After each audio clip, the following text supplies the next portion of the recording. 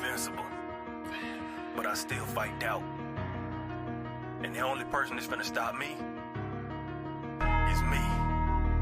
But once I overcame that fight, can't nothing stop me. I can't die.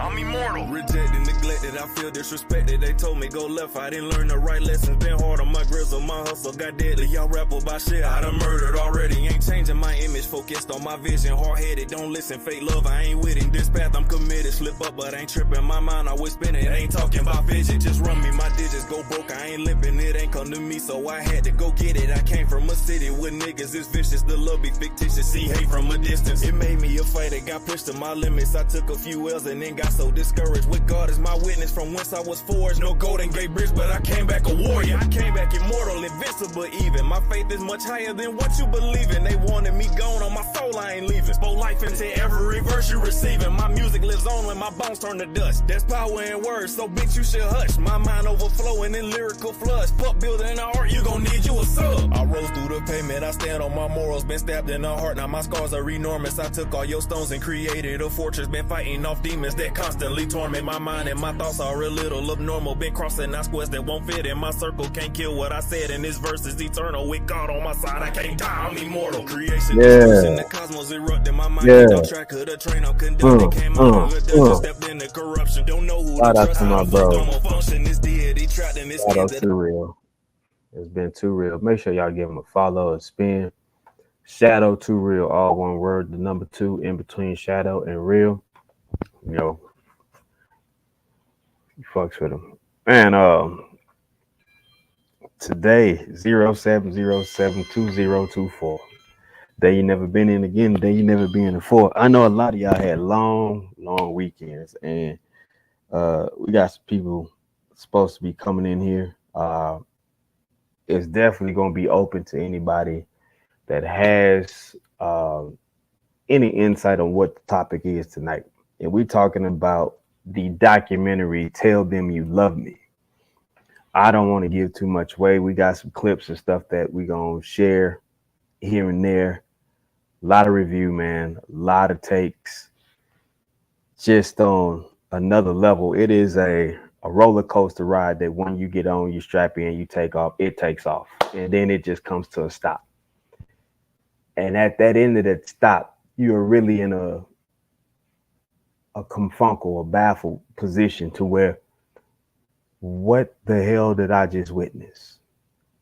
What did I just witness?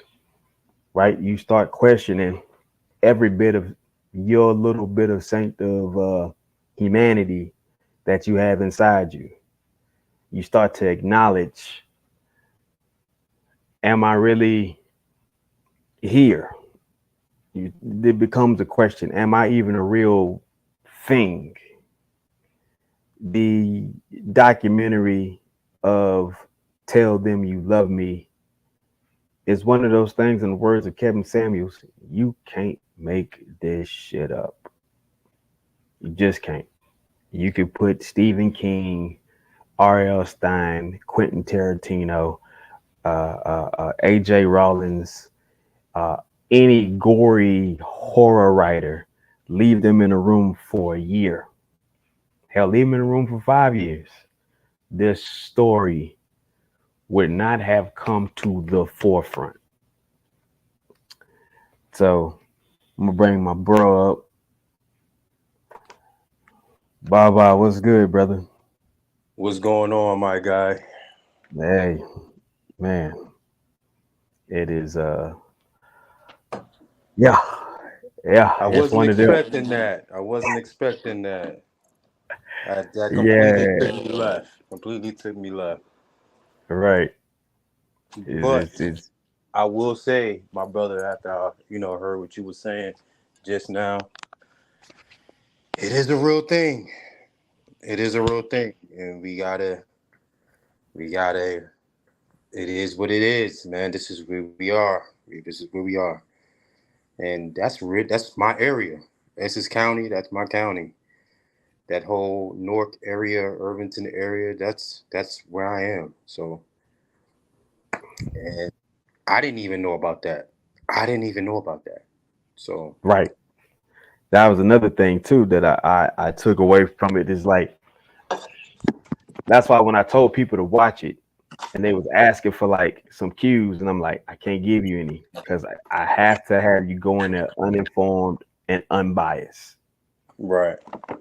because if you do, you already gonna be lopsided in the Right. discussion of it, Right. You're gonna have and you yeah perspectives. right you won't be able to give it as you have to go through that due process and get that work. You gotta get that work, although it is uncomfortable as hell. You gotta get that work. It's one of them things, bro, and that happens so rarely, right? That no matter how you plug it in, you can reverse roles, culture, religious. It is still gonna be just a damned situation, no matter how you plug it in. Well, I don't know if it's rare, right? I don't know if Mm. it's rare because nowadays, now I expect anything. Like I just saw a post of this CEO guard, female, who got caught on camera having sex with the prisoners, Hey right? man, So you're on YouTube, so bro, you can speak freely. You ain't got to find no substitute words. good. She up here fucking the prisoners. It's like, yo, what are we doing out here? Like, you supposed to be authority, and you fucking the prisoners. It's like, what are you doing, Right, right? right. So, in some of these cases, it is like wow. But then I kind of like dial in and recognize that this is where we are, right? This is what we're doing. Teachers are sleeping with students. Corrections officers, authority officers, police officers sleeping with criminals, and this wouldn't be that far fetched from that, right? Like, Right. I'm supposed to be helping. I'm supposed to be a type of figure, authority figure, and I'm doing this. So it's like, you know, it I, it it I, make it kind of makes sense. Like, yep, this is about right. This is what we doing. This is what we doing. This is where we at. yeah, yeah.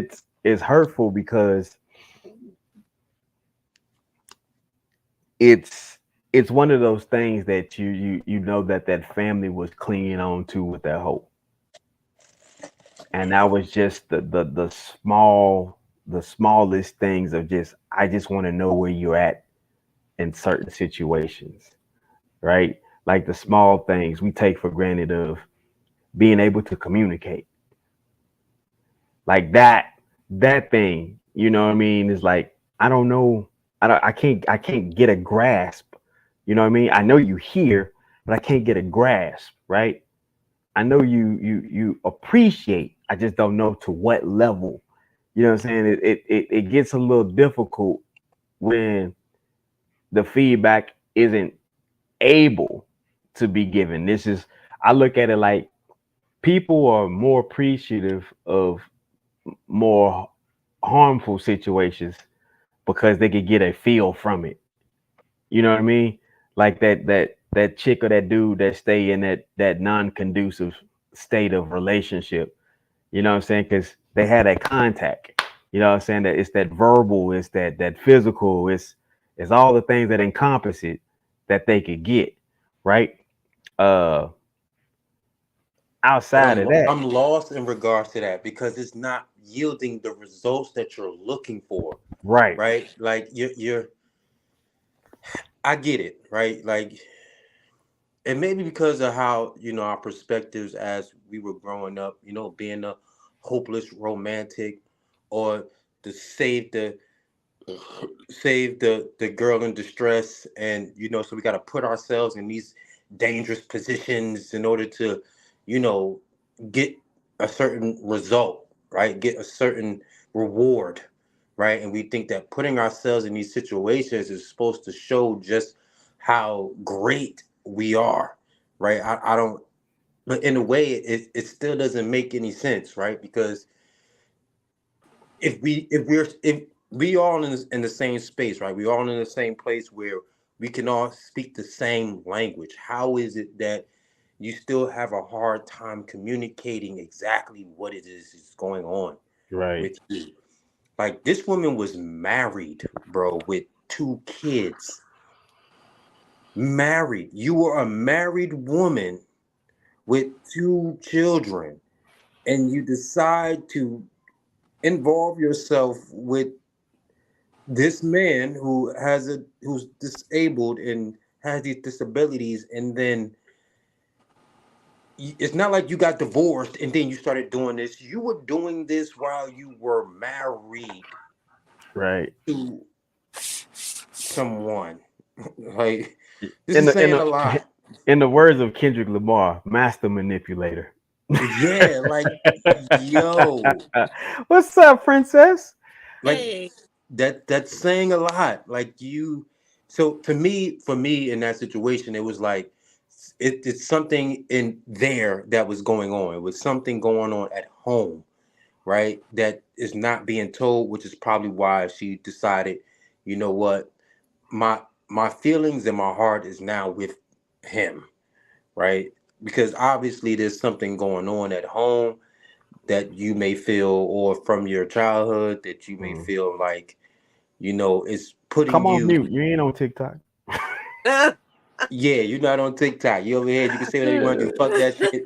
We don't give a fuck about our hair. You know what I'm saying? No, but seriously, like, it's more to it, right? It's more to it than what they showed there. That's what I believe. I believe it's more to it, Right. and instead of actually digging deeper into her relationships, like her marriage, what she did growing up, and how obviously her mother was a part of that community, right? She worked in that Right. community.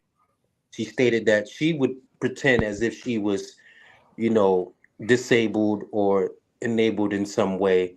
So Right. obviously, we have to look there. Okay, so she's putting herself mentally in that space, right? So maybe there was something there that wasn't actually looked into when it came to her, Mm.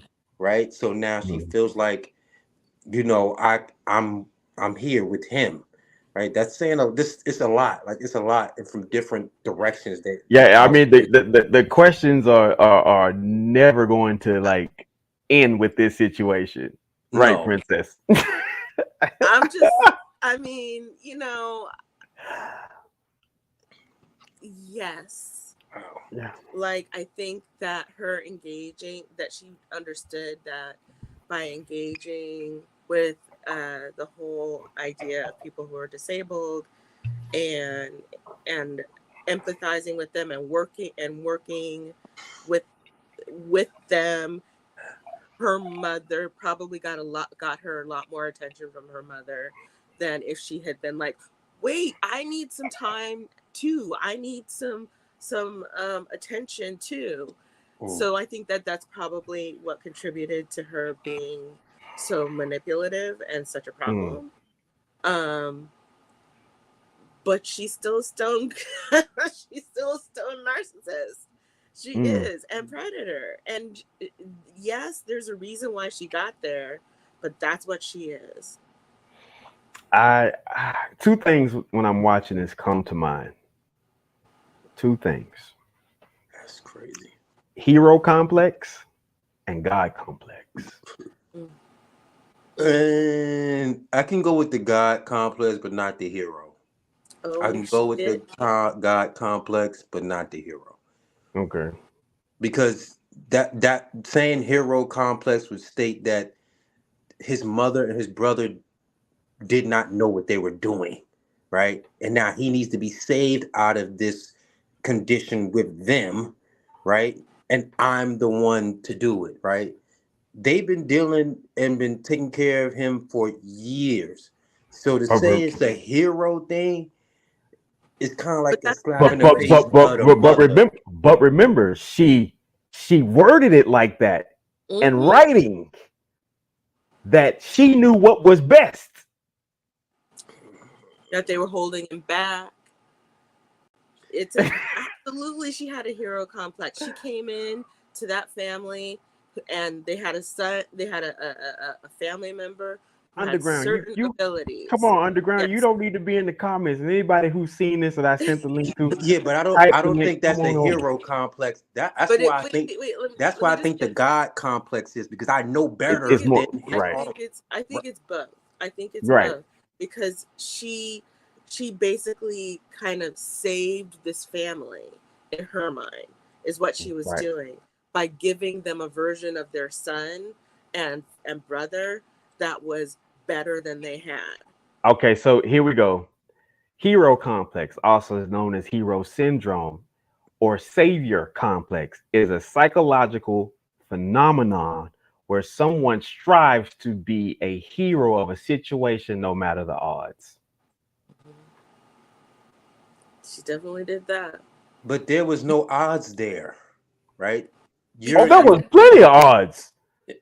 He was already getting help, right? His mom was already doing this now. They had their own community, right? Where Black mothers with disabled children had their own groups. They was already in their process, right? The brother was the one taking that class, right? That went to her and said, look, I need more information on this level of communication. She decided, not the brother, she decided that she was going to step in and do that. The brother did not say, hey, look, I need your help. Well, that's what I'm Right? saying. It all goes That's the down to point. her. That's Yeah. Right. that's the She point. It decided. is, and Go that's ahead. what I'm makes sorry. that's what makes it the hero complex, is that she, being a white woman, did not recognize the mother or the brother as their efforts being valid or good enough, and so she was going to save this Okay. man from Okay. them by you know this facilitated communication that was going to show them that they've been doing it all wrong up until now, disregarding entirely, as you said, that the mother was already part of a community, that the brother was already well taken care of, and the facts of it is that the man is nonverbal. He is nonverbal, and he doesn't have the capacity for communication that that this woman was telling them that he does. So now here she comes, and not now your nonverbal brother isn't nonverbal anymore. Now he has this, and this great intellect, and I'm Right. giving this to you. You didn't know what you were doing, so I'm gonna save him, and I'm gonna save you too, Right. because you didn't know. Did you So catch let me. did you catch what she said in the series of that voicemail? Of the voicemail she was leaving to the mother? Oh, and the message in the voicemail? Did you catch that one specific one? Wait, let me think. Recall it. Recall it for Okay, me. so at the end, well, where in the documentary, one of the last ones they played, where she said, "I'll sign my name in blood Oh, to yeah. do what he need to do, because me and my husband want to make arrangements for the man to come live with us." That husband was completely clueless all the way up What until she the was doing. prosecutor came and knocked on the door with the papers. Yeah, he was completely clueless to what she was doing. No idea. Completely clueless. And you know what? And you know what I'm starting to realize? Maybe she felt as though she was saving herself, because maybe she was psychologically unstable, right? Maybe she was psychologically not there, right? And maybe she saw, look, I can relate here, right? To me, it was a form of control, right? Because maybe I didn't have this in the house, right? With my husband, I'm not seen and getting the attention that I'm looking for, right? And he may be in a space where he doesn't need me as much. And now I have someone that I can get the undivided attention from, that I can control and manipulate how I want to control and manipulate. It could be a lot of different things. I'm having a hard time seeing that superhero thing though. I'm having a hard time seeing that. And I understand. I'm Go having a ahead. hard time seeing that because it's not because how she played it, she was manipulating. It wasn't like she was saving him. It was like she was saying that He's his own man, and he's the one that's stating these things by what he's Well, you got to he remember, is. she was no idiot. She was no Right, idiot by far. right, So right. where it is far as the hero complex goes, because she figured she was the one to be fitting to save him from the situation that he was in. She was the one that was painting the narrative as if his mother and his brother was the ones holding him back. Yep. And that's why when his brother gave that his compelling statement, and her husband, which was much more impactful, when they wrote that letter to the court, like, yeah, you were supposed to get that time. So yeah, I get what you're saying, because like I said, when she even spoke about it, remember the one point when she said that I'm even trying to speak to a fact that I hope I'm not painting the picture in a different light from what actually took place. Right. So she Right. knew how to verbalize and articulate perfectly. Not to mention, she had time to replay certain questions in her mind. She was well rehearsed on the situation. But that's not how she came off. She didn't come off as if they didn't know what they was doing. She was coming off as if, look, he has this capacity, and he wants to make these steps, right? It wasn't like they didn't. Except Go she ahead. said that, except she said that, the mother he can't stay tied to your apron strings forever. Right. She Oh, said, she told the mother, you have to cut the apron strings, right? Right. yeah. So that's a you don't know what you're doing. And go into a whole nonverbal Well, not man. necessarily. Not necessarily. It's not that she don't know what she's doing. It's that it's like a graduation. Okay, look, he's been here. He's been in space with you guys. Now it's time for him to move on. Like he is a man. He's not a boy anymore. He wants to take these steps out to a progression type of thing. Not so much as you don't know what you're doing. Underground Right. said she was testing his capacity sexually. Right. That what you want to call it. I mean, that's what she literally did, though.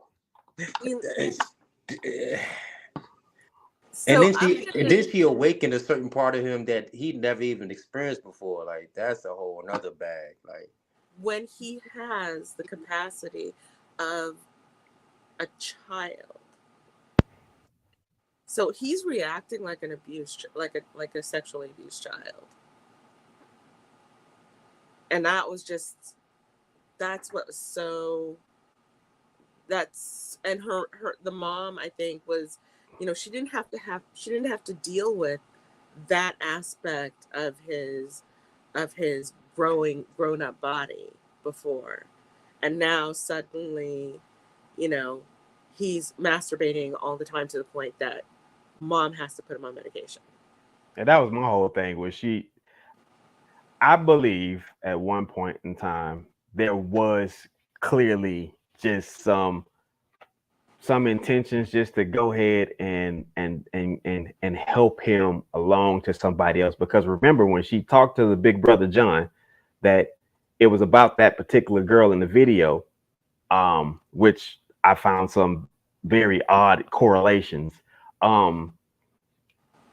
When she talked to him, she's like, yes, this is going to be expensive, and the nearest place is in Syracuse. So that's when she then offered to do the initiation of what it means to facilitate in that way, to play the role that she did after that. And like I said, I can see where people got upset with the family, but at the same time, you got to remember, this is 2 decades in, where the hopes is, if I get the slightest communication, which I never had, we gonna go for it. Right.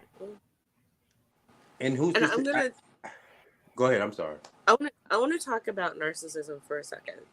I because lots and lots of families. Hold on, let me read this real quick. I don't want you to lose your thought. underground. She's eating right now, but she'll be here soon.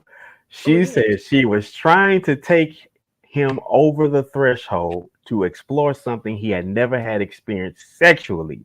It's like an adult grooming a child sexually too. It did run those lines. Yes, it did.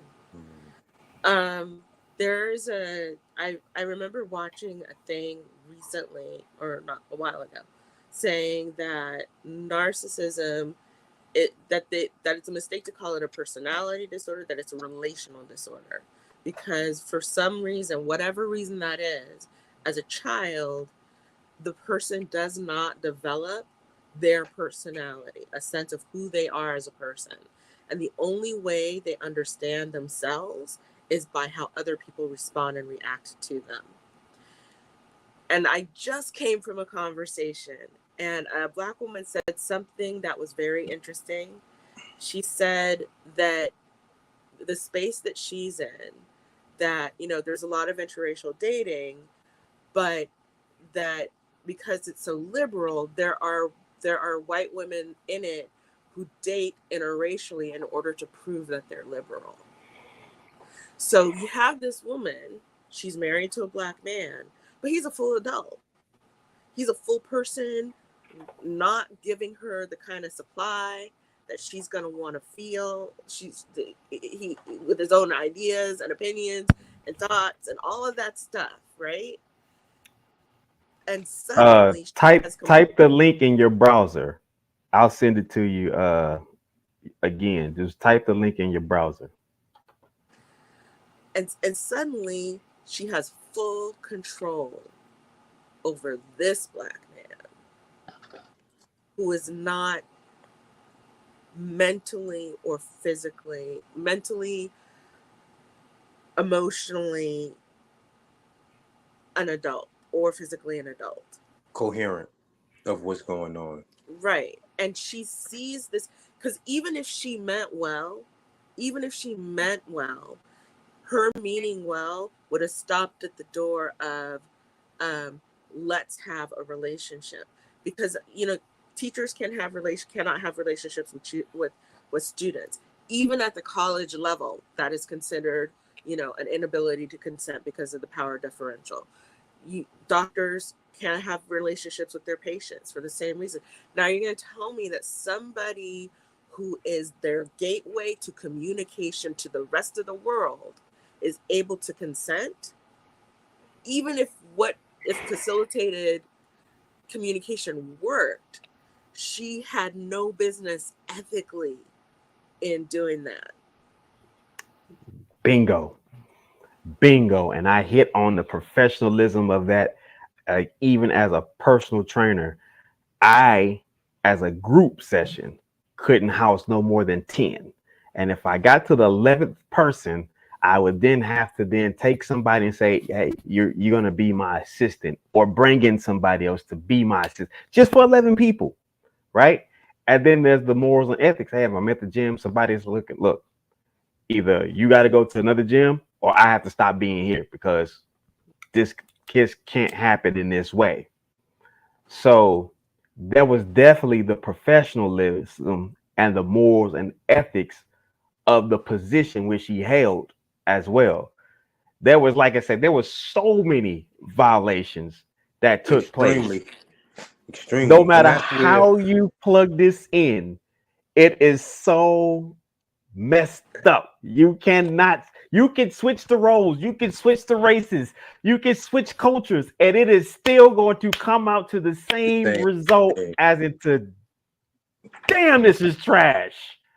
And this is where I say it has to stem from what was going on in her marriage. It had to be something that's going on in her marriage, and even something further that was happening in her childhood, right? For her to still, knowing that, go on and proceed to do what she know was a complete violation, right? It had to be something going on, right, for her to manipulate herself, because she had to lie to herself, right, in order to put herself in that position psychologically. You have to be telling yourself something psychologically, based off of what you're going through, to put yourself in that position, knowing that this could cost you everything, right? What are you telling yourself? What lies are you telling yourself based off of what you were going through or are going through, that you as a married person is going to violate not only yourself, but someone else, right? Other people around you. You're absolutely violating everybody around you, right? It's like a nuclear bomb, right? Like, as soon as this thing drops, it's taking everything out. You're taking that family out. You're taking yourself out. You're taking your family out. You're taking her kids out. You're taking your kids out. You're taking your professional job out. You're taking everything is gone. You have dropped everything for this. So what exactly what's going on with you psychologically? Psychologically is something internal that's going on with you, that you're willing to do this to that capacity. And that's what it should have been, that they should have dug deeper there. No, Right? Wait, let's there is no there. There's no there. Because right, I feel like Baba. I feel like you're. Hi, Neville. Sorry, I feel like you're trying to give her a reasoning that makes sense to you as a normal person. No. I'm saying that it's possibly something wrong with her, right? Yeah, she's I'm a not narcissist. saying She's a narcissist. I'm not saying that she gets away or she gets off. I'm saying No. that I'm not saying that that's what you're saying. I feel like you're trying to like get to a reasoning based on the reasoning of a normal person, understand what her malfunction was. But special dispensation for narcissists and sociopaths. They do not respond the way we do. They do not have the same view of reality that we do. So the reality she created for herself is going to be completely different from what makes sense to you or I. And to try to track it back using her behavior is just, it so doesn't I'm gonna get to the comments real quick, yo. For those who are tuning in, chiming in via Facebook, YouTube, Twitch, man, good evening and greetings to you. You have really stumbled upon a storm of a live today. We are going to review, react, discuss the shit. What do we label this? It's not a thrill. It is, I mean, there's really not a proper term that comes to mind that I could think of. I can lead it to the elder statesman. Can you find a proper term for this, sir? As into what we're that I can't, I won't say a proper term, but the fucked up mentality of people. That's it. That's I was trying to find something else, kind of come across a little educated, but that's really what it is. We get to these comments. Underground says it's ethically wrong. Absolutely. It's an ethical violation because a lot of professionalism was involved. And then she says she came off the Mayflower, LOL, like those psychos and their ancestors. And I'm like, well. And Jen says, I'm not seeing any signs of narcissism in Anna. She's not? Interesting. That's interesting. Interesting. That woman had a God complex. Most definitely. And a savior complex. A superiority complex. Yeah. I'm superior and I know more than you. But I don't know. It's hard for me to see that because of how herself, like, she genuinely believes that she was doing the right thing. That's the difference. Like, you can tell when somebody has that narcissistic aura and energy about it. She really does not have. She doesn't come across that. Actually, when you watch her face during the time her brother stood up and gave that reading, you could see the guilt riddle her soul. Which is why I don't think that's that narcissism. Because a person that's narcissistic don't think that They just don't have that guilt aspect. What it's not that they don't, right? Is it that they don't for the moment being, it may linger, but then it goes back to fuck it. If you shame a narcissist, and that's what happened, she was publicly shamed by that statement. They feel that shame in that moment, but they only really feel it because everybody else can see it. And then it goes away. Jen, I think you're in two places at one time. There are a lot of different ways that narcissists behave, and I'm with you there. I love people who are narcissists, and in order to have relationships with them, it is required a certain type of juggling and also rewiring of my own expectations for what my behavior and effort will mean to them as far as our relationship is concerned. Like, here's what I know. I know, like, my mother right now, she loves me. I know she loves me, but I also know she don't like me that much, and she would like it if I would just go away because I'm disabled, because she doesn't like, and she doesn't want to have to deal with it, and she's also a very angry person, but she can't show it to anybody but me. So we keep this balance where I maintain just enough distance so that she's not going to act a fool, and she constantly feels like she's trying to win me. As long as she feels like she's trying to win me, she will treat me well. But as soon as she feels like she has won me, it is over, and I'm lost in her sauce again. So I want to read a bit of this article from the New York Times magazine that was published October 20th, 2015. It states, written by Daniel Enberg, it states that Anna didn't want to keep her feelings a secret. As far as she knew, neither did DJ. In recent weeks, their relationship has changed, and it wasn't clear when or how to share the news. It's your call, she said to him in the lead up of the meeting with his mother and older brother. It's your family. It's up to you. She arrived at the house on Memorial Day in 2011. Now, this is really where it gets odd. 2011, and didn't know what DJ planned to do. His brother Wesley working in the garden, and she went straight inside to speak with DJ and his mother. And they chatted for a while dining at the table about DJ's plans for school and getting his own apartment.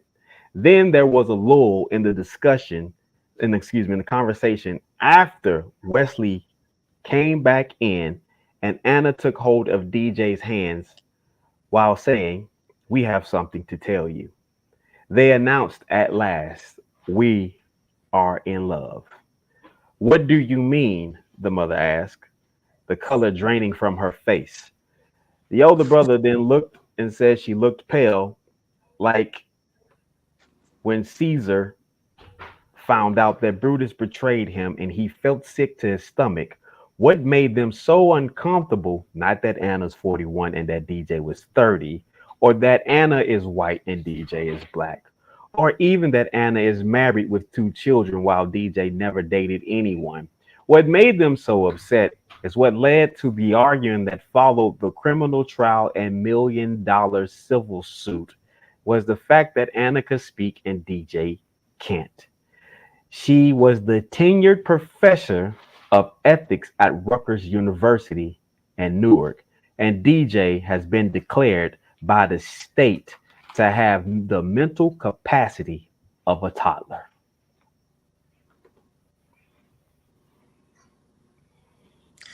And that's my point. Like,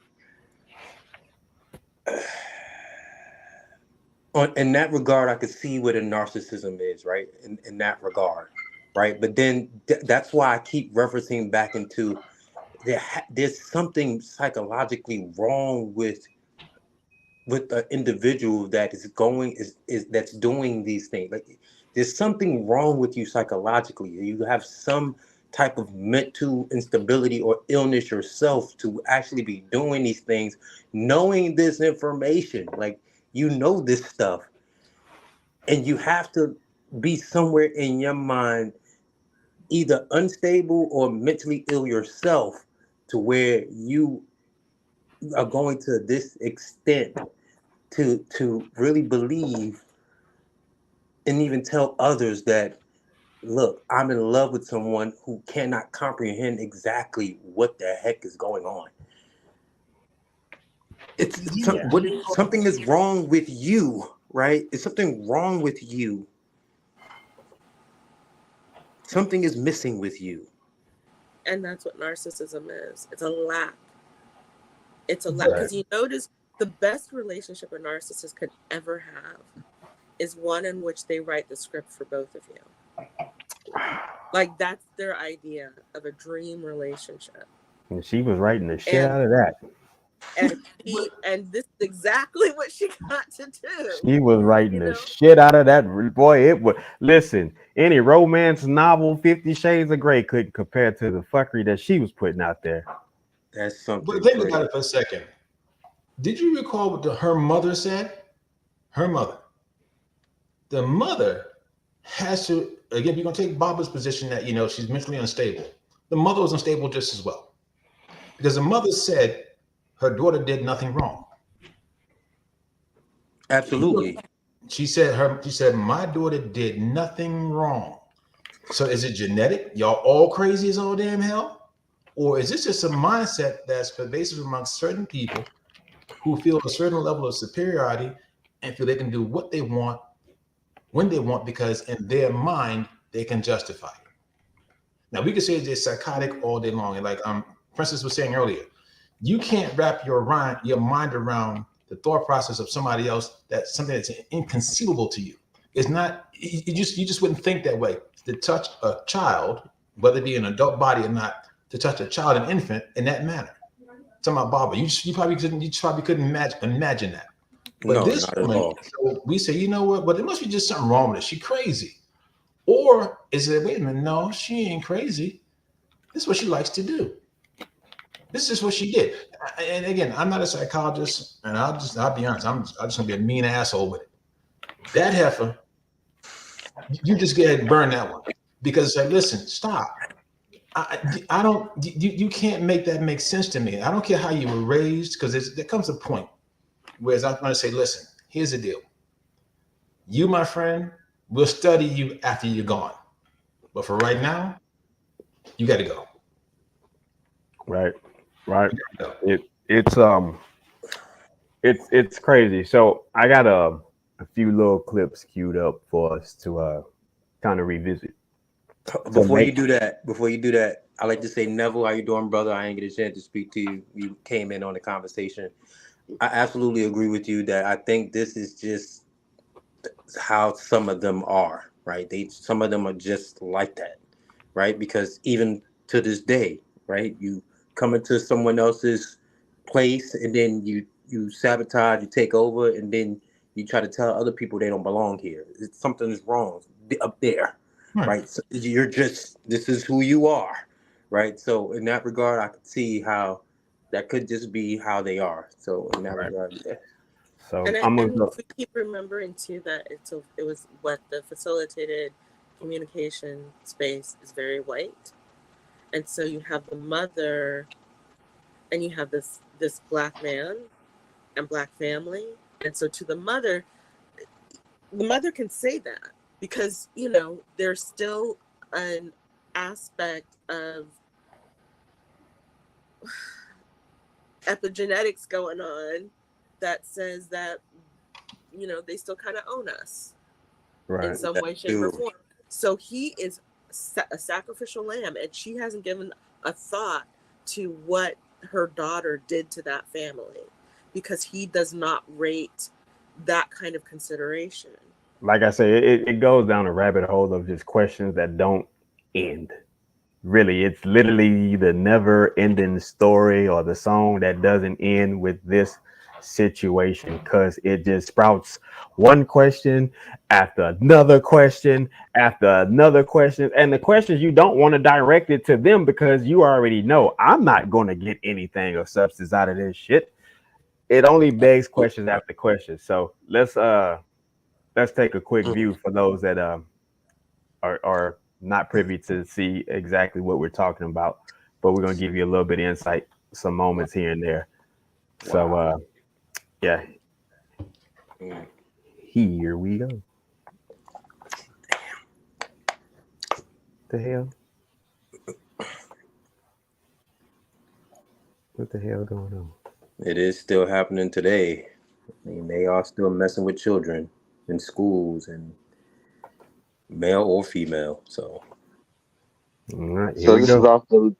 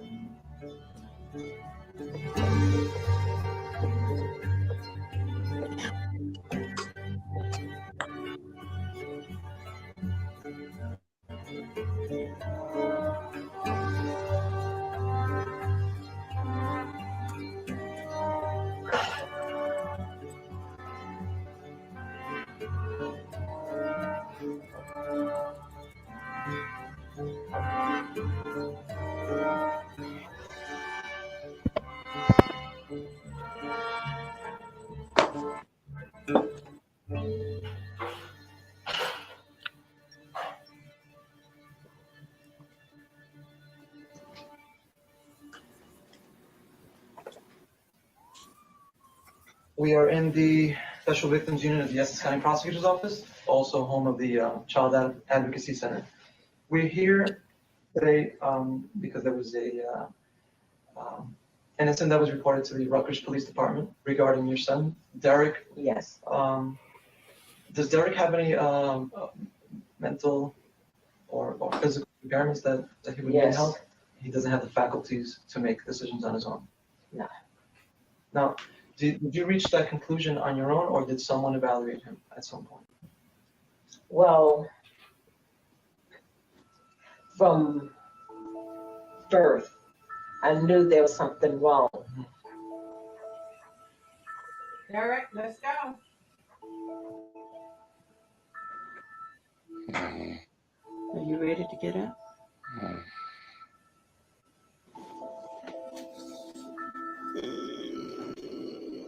Good morning.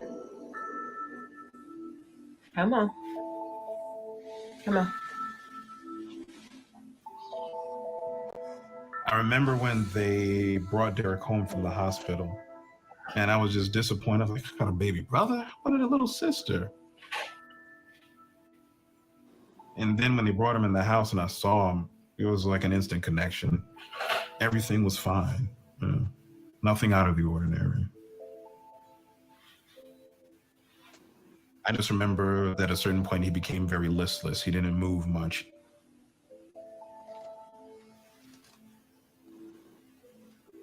He wouldn't wake up. You know, he slept all the time. He wasn't doing what he was supposed to do, like he wasn't sucking, he wasn't holding his bottle, and he couldn't hold his head. I would ask the doctor, well, what's wrong with Derek? And he said, oh, you're comparing him to your oldest son. He'll be all right. And I says, no, something's not right.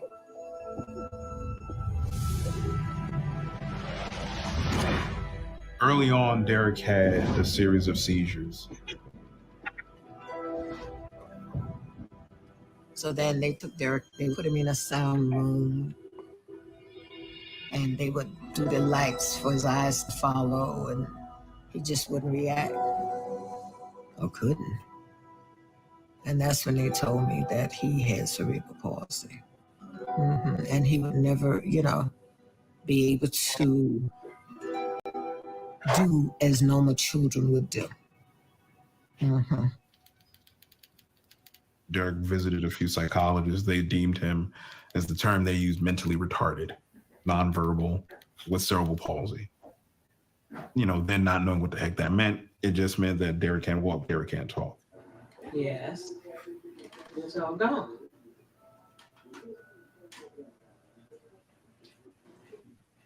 It's all gone. You're done. You're done. Mm-hmm. Okay. I raised my two sons alone.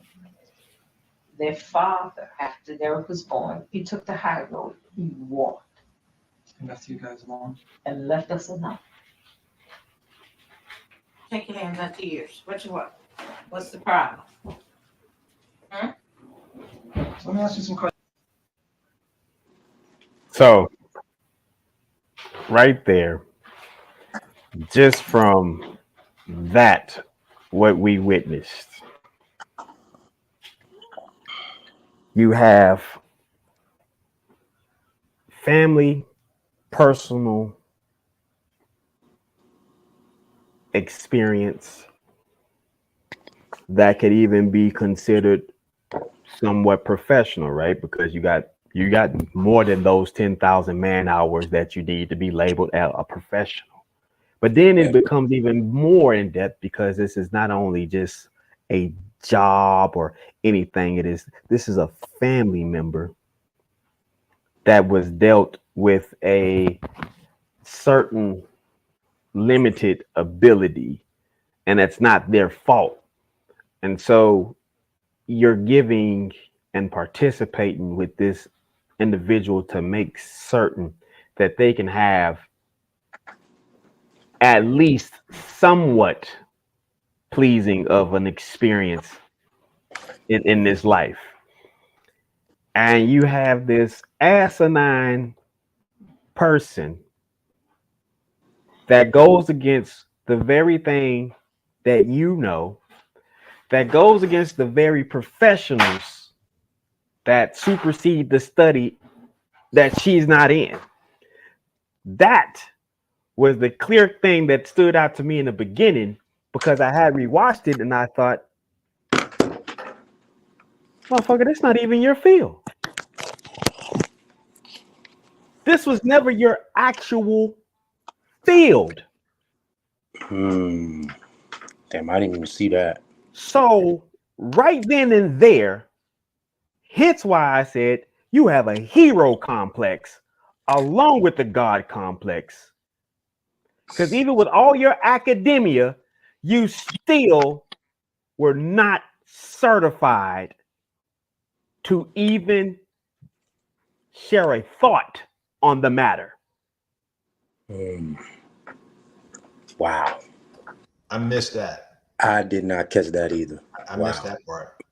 That's why in the beginning, when John walked up to her after being shown the video of the girl who was autistic but fully functioning to a level, just that her nonverbal was not clear, but clearly she had capabilities of walking and moving on her own. She could recognize colors. She could recognize sounds. She just couldn't say, oh, that was a horn, and that's blue, and that's this. But what she did have the ability to write the very thing that was confirmed by the people. Anna took it upon herself to take some of that young lady's successes and then throw it in the mix with DJ. Oh, he's doing this. He's doing that. She just tweaked the story just a tad bit. Because that girl of that video she's shown was nonverbal in the beginning, very much went on to have pretty much a decent life. She got a BA. She went and had some professionalisms and so forth and so on.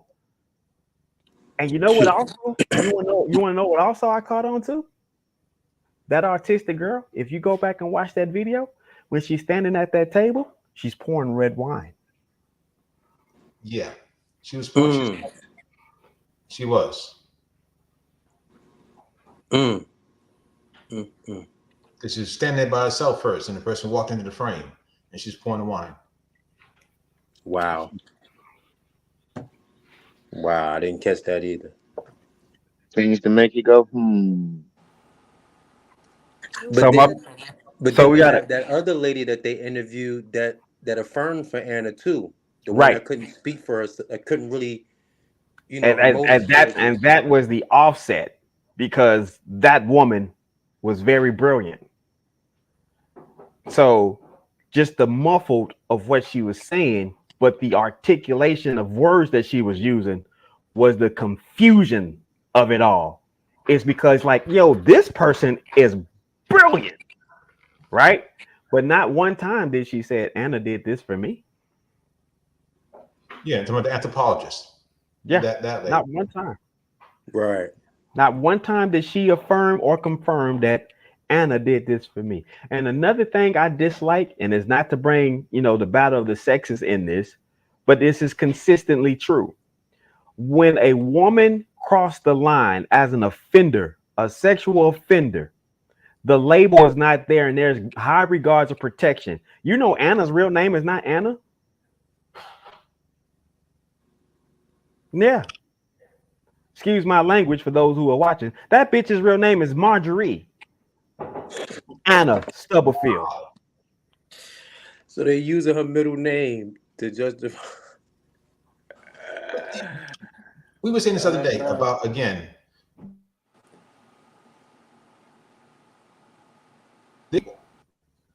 a lot of folk.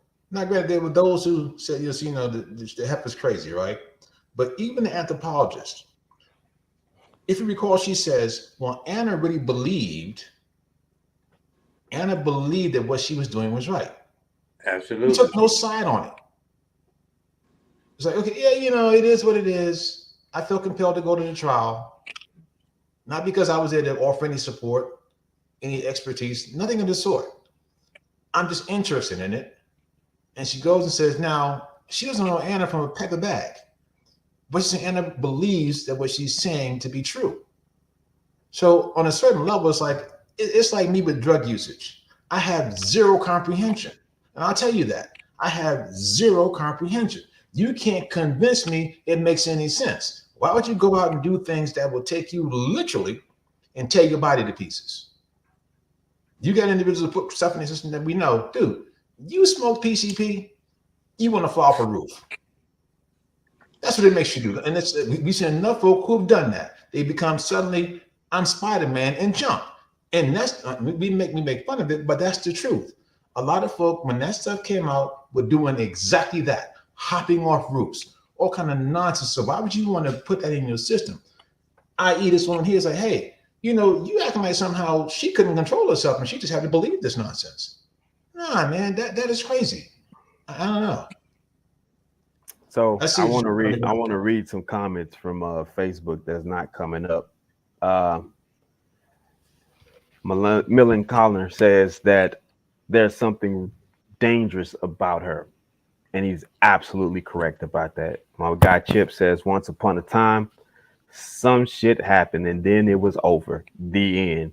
He says, I know a lot of narcissistic people, and they're all toxic ass people. Narcissistic people just suck the life out of their victims to the point where the victims don't even care about anything anymore, and then they just start giving up on themselves. And he says, I know this from experience. I can agree to that because I've gone through it, and luckily I was able to bear witness to it. And they do, and so a lot of them do believe that what they're doing, they don't see any fault in it, right? You could expose it right in their face, like you said, Princess, and it's like it's not registering for them that this is not it, right? So, and for Anna, it's the same thing. But then with some of them, they understand that some of the stuff that they're doing is calculated, right? Like they will be selective with certain things that they hear, certain experiences that they are part of, certain things that they're doing in the experience. They'll be selective with certain behaviors that they're participating in or contributing to the experience that they're having with you. Like they can do something and you'll respond, and they completely opt out a certain behavior that caused the problem, as if they never did this. Right? They're selective with the hearing. They're selective with what the experiences they want to contribute to, the mindset that they want to go with. They're selective with certain behaviors that they're doing, certain characteristic traits that they're holding on to, right? This stuff is calculated, right? So they're putting all this energy and time into formulating whatever they need to formulate in order to feed the narrative that they want to continue to plot out on you, right? And if you're not self-aware of what's going on, they'll pull it over you quick, right? You won't even notice it if you're not really careful and paying attention to what's going on, right? Because it has happened to me, and it's like, yo, you literally just did this, right? And then they'll look as if this stuff never existed, and it leaves you confounded, and it can put you in a place or a state of being confounded, like, and then you have to, then it makes you question yourself, like, is something wrong with me, like? And then they'll see that. Once they see that, they'll run with it, right? They'll run with it, and then that's when it's like a domino effect. It's like a snowball effect. If you're not on top of it, if you're not consistent, it's over, right? And Derek just was not in that space to even recognize that because he wasn't coherent. So I could see it. And like Neville said, man, certain people that's just how they're programmed. That's just how they are. That's how they're raised. Especially certain people of that ethnic group and background, they have that attitude or that demeanor or that personality trait. I don't know what to call that. I really think it's an illness. I really think it's a illness that they have, to be honest. I'm just going to say that. A deformity. Let's say it's like I don't know how you say that. Not like a deformity, but like a defect in a way, right? It's like something is not, they haven't completed, like they have not complete their, you know how certain people are like, they haven't completely grown, certain things don't completely grow and they have a defect to them. In certain cases, I believe that's the same thing. Like they have a certain defect, like they are here, but they're not completely here, right? They're not completely present here. Right. Like they haven't completely grown into a person. So we got some comments I want to get to, and Underground has been over here. That's why I knew she was gonna have a lot to say, and I was like, you got to get in here. But you know, Underground is definitely just one of those great minds you want to be around and have some type of association with. So she changed the gospel music in the car, clearly boundary crossing. We haven't even got to that. But absolutely, Underground has been hitting on that boundary crossing tough, and I didn't even go into that, or even I didn't even put that in my notes. I think I was so pissed off at all the other things. It's subtle grooming. Don't be encouraging Underground, even though she right on point. Subtle grooming, right? That clearly was absolutely a part of the agenda. The red wine part was clear. Yeah, there was definitely a lot of copycat shit. I didn't care for that at all. It was to the point that you're already making a mockery of this family where they trusted your professionalism. So you're going to go take tidbits from other shit and say, this is what he's doing as well, when that wasn't the case, right? You have, educating him while grooming him. I still question the education level. Absolutely. My mom says they do no wrong in their minds. Don't get her started. I agree, though. In their minds, they're not doing wrong. Right. This is what we're here to do. Right. This is what you're supposed to be doing. Right. She came from the angle of an educator being a hero while grooming him into the point by I told you she wasn't gonna let go of that boundary crossing, by grooming him to the point by giving him his voice and to have him make his choice over her and over his family. Man, that's shit. It's like an abuser who has isolated one of their in the relationship with their family. Yep. It is embedded in them. And Jen says, I just read Anna was a teen bride. Uh, They showed a picture of her in the car with her husband. They had his face So- blurred out. Right. I mean, shit. I don't care. I don't care because I don't care because she's still all right. So I had a friend. He was dating this girl, and she kept calling him a narcissist. And he's an ex, so I know him pretty well. So I know that how much empathy and how much time how much space he holds for other people. And so she said it in front of me a couple of times as a joke. And then another time as less of a joke. And so one day I just went to him, I said, "Are you a narcissist now?" And he's like, "Well, I think everybody has qualities." And I said, "Yeah, we all have qualities, but are you a narcissist now?" And he's like, "No." I said, "No, you have tremendous empathy for people. And you put yourself on the line for people all the time. And so why are you letting this person call you a narcissist publicly, who's supposed to be dating you?" And then I told her, either you think he's a narcissist for real and you need to deal with him like you think he's a narcissist, which is to make tracks or set the kind of boundaries you need to set for being in a relationship with a narcissist, or you don't. And you're just saying that because it gets you something. You want to know who the narcissist was in that relationship? Obviously. And see, because you had him questioning, he knows he's not. I mean, anybody who'd known him at all knew he wasn't a narcissist, but she got him questioning that stuff. Right. So yeah, I don't even care if she's a teen bride, because a narcissist usually starts when they are like 8, 9 years old. Let's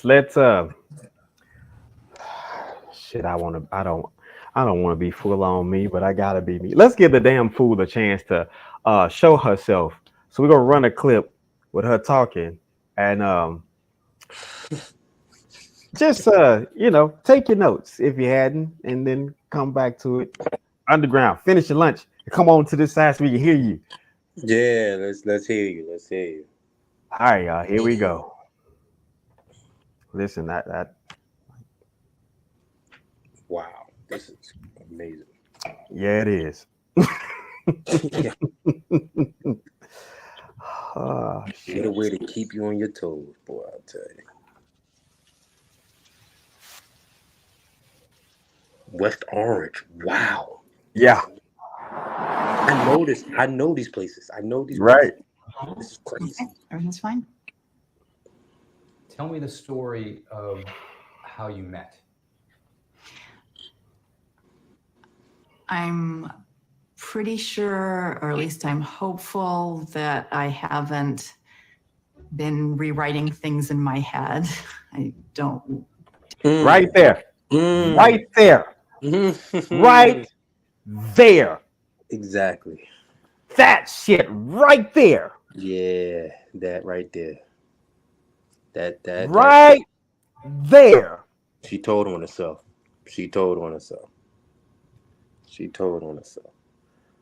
But we are fair people when we shouldn't be. But however, go ahead, Marjorie. Tell us what else is going on, Marjorie. Didn't want to do that. I see how easily it can happen.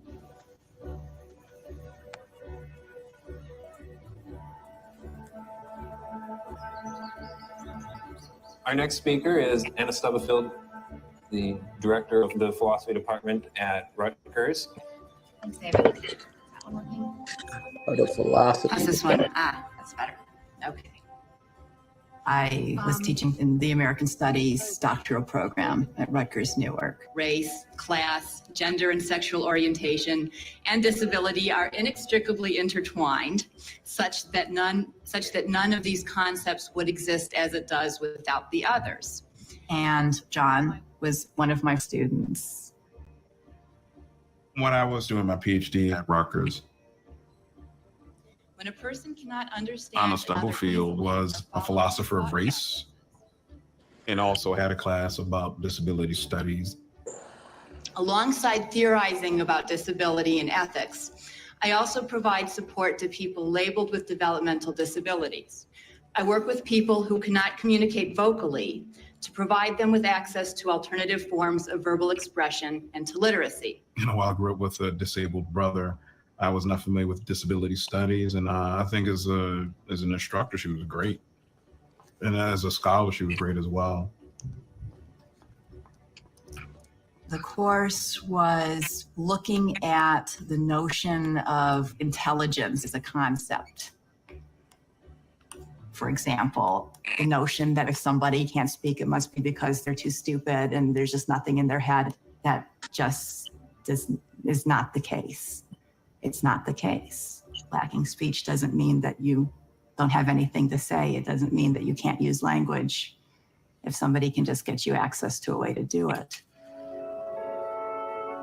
Can you describe what your world was like before you were able to communicate? Can you describe that for me?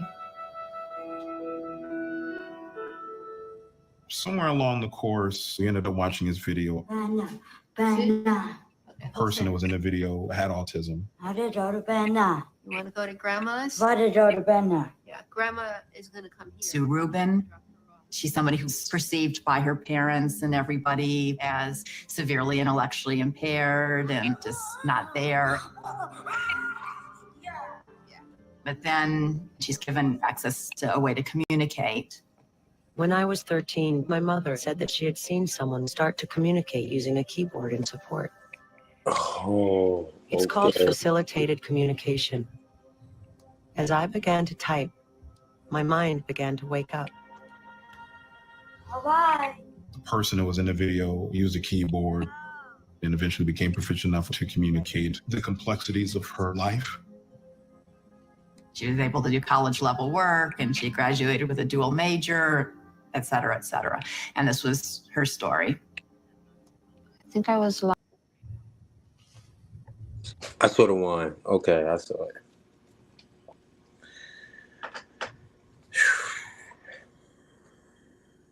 If you notice, like you said, further on talking about for Anna, she used to film her mother sessions. She filmed it. It was damn near, she was groomed for it. The mindset. Here's my opportunity. Here's my turn. I can't wait to do it one for myself. You know, I went through the Absolutely. I went through the drawers of my mind and through the halls of exploring some of the questions I had. And I'm glad you brought up that one point. The thing I used to tell young men when they would train with me and they were on their way to college, and particularly when it came down to interaction, the thing I would leave them with if I didn't give them anything, document everything. Document everything. I don't give a shit. Document everything. And in academia, every highly intelligent person that believed or knew that they were doing unique type of work that wasn't common, or that they thought it was going to be groundbreaking, there was infinite amount of documentation of audio, visual, notes. I have yet to stumble on any of Major E. Anna Stubblefield's work. You know what bothers me? This is what bothers me. These are clearly, she has an issue, and these are doctorate professors that's teaching the masses. Like, we are going to these people and learning from these type of people. It's amazing, right? And we are thinking that these people are philosophers and psych professors, and it's like, you know, I said this the other day to somebody said something along the lines. I say, you know what the thing is, what I've come to be more open about is with people in certain positions is not to, I've never been caught up in the titles, but I noticed that their job personally on their end is to be honest. And our job on our end is to put them in position to stay honest, which is to ask those certain questions, right? Because we'll look at somebody's credentials and like, oh shit, yeah, you done this. Yeah, you done this thousands of times. But it's always that one moment. It's always that one moment, right? If they fail, they just fail. But let it be within the confines of being honest, right? That's a different notion versus when you take advantage of the situation and manipulate it. Because you look at that young lady. The only thing that person did was hold the keyboard. They didn't move it to where the letters were. She typed on her own. So Anna was being fully dismissive while she was trying to articulate, oh, you know, it doesn't mean that, it doesn't mean that they can't do this or they can't do that. I wish I had my little homie up here. Bullshit. Bullshit. Because that's exactly what that meant, particularly when you went through several professionals through 3 decades, and all of a sudden you were the one to be this gemstone of awakening, and you did nothing different outside of manipulate the situation. Damn.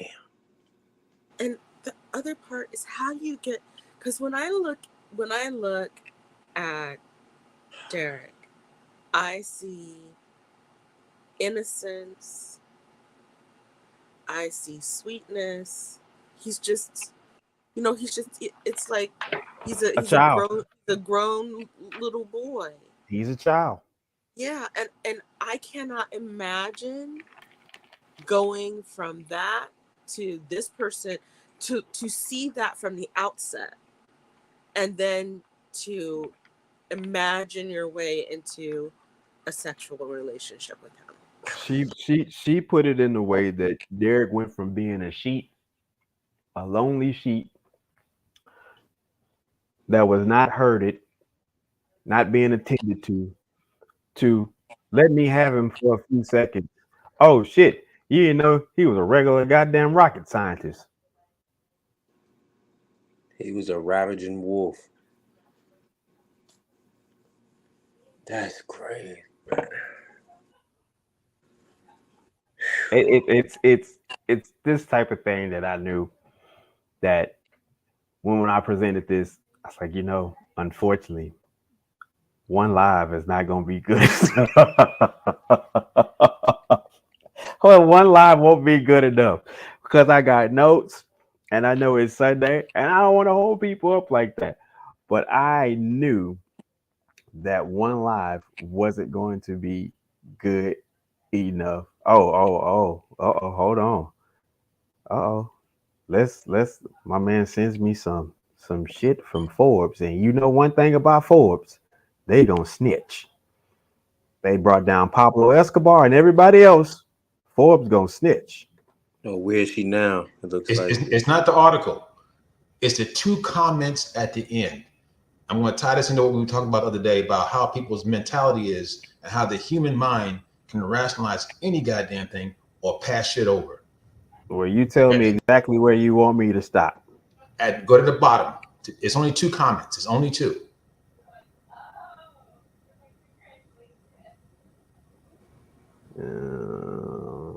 Keep going. It's at the bottom. I'm still going. There we go. Go. Right here. These comments are recent as hell. Out of that whole comment, this is what the person is worried about. The commenter.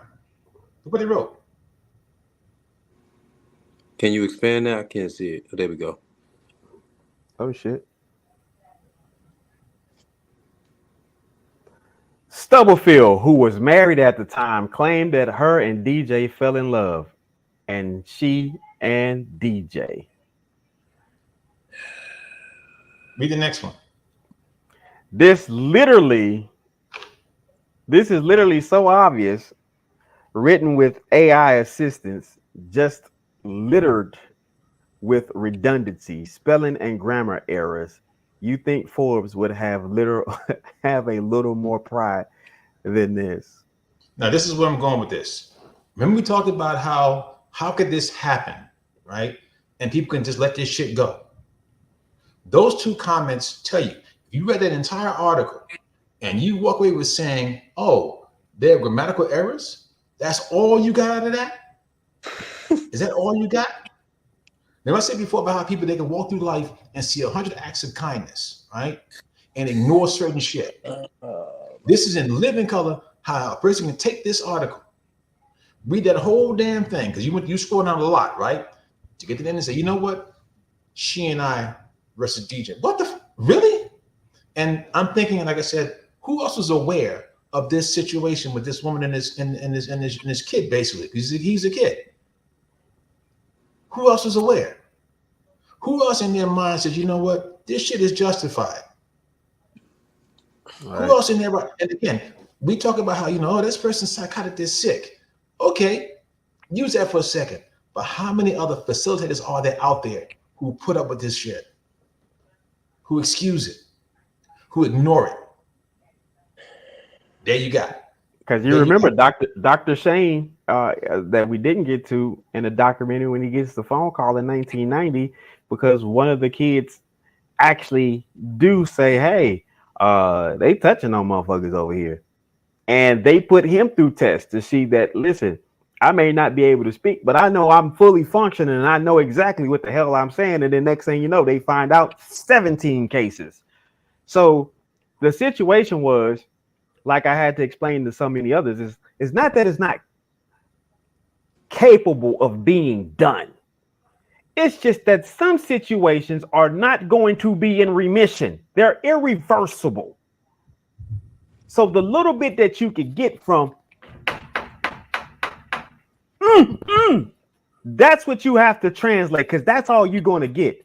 You're not going to tell me that somebody who has been living under a rock in their brain for 30 years, then all of a sudden became a scholar in 8 months sitting next to your ass. Listen, another article. She says, and I went away from it. She says that according to Derek, that he tried to seduce her, and she resisted valiantly. What the? Wait a minute. Okay, like you said, this guy who said nothing for 30 years has a sentence that says, I tried to seduce her, and she resisted valiantly. Like, so he play a player? Is that what we're trying to tell you now? He play a player. Let's not forget, this is the same young man that can't stabilize his eyes or his body, but yet. And she resisted valiantly, but she had to take off his diaper in order for them to do it. And it goes through some other shit about how they quote unquote see us in sexual prowess. Because that statement says a lot. I'm trying to seduce her. Even in my mental state, I'm still the big black buck. Neville, this man could barely walk without assistance. How is he doing? No, I get it. But I'm saying, but again, when we set the tone, that might be her mind state. I do understand. That might have been her mind state. Go ahead. That's what I was getting to. That's what I was alluding to. It's them psychologically there, right? They cannot deviate from that. They're programmed with that, like what you said, Neville, that they're programmed to look at us in that manner. And no matter how dysfunctional or unstable we are, no matter what the circumstances are, that's how they are programmed to see us. And what you said in reference to how many people probably knew this or was already in that, she had him in her office, in the office, laying exercise mats and towels down. So nobody saw her bringing this stuff in her office. Right. Nobody started wondering, okay, why is she taking this stuff in her office with him in there? Right? Like, nobody. But I'm gonna remind you of something that I'll never forget. I never forget. I was watching this one court case back. I was barely out of high school. Buddy had major weight, major. Why he got caught? And the type of shit that was on that list, you like, oh yeah, you gonna be buried in the jail, and when the jail falls down, they gonna bury the jail on top of you, and then Earth gonna come, and then you gonna be in hell and in jail at the same time with all the stuff he got caught with, right? But he turned and told the state, I'm not bothered, won't nothing happen to me. Dude say, well, what makes you figure that? Well, hell, I got the complexion for the protection. Wow. So clearly, it's literally under that same guide, because nobody thought to question any of these particular things, right? I'm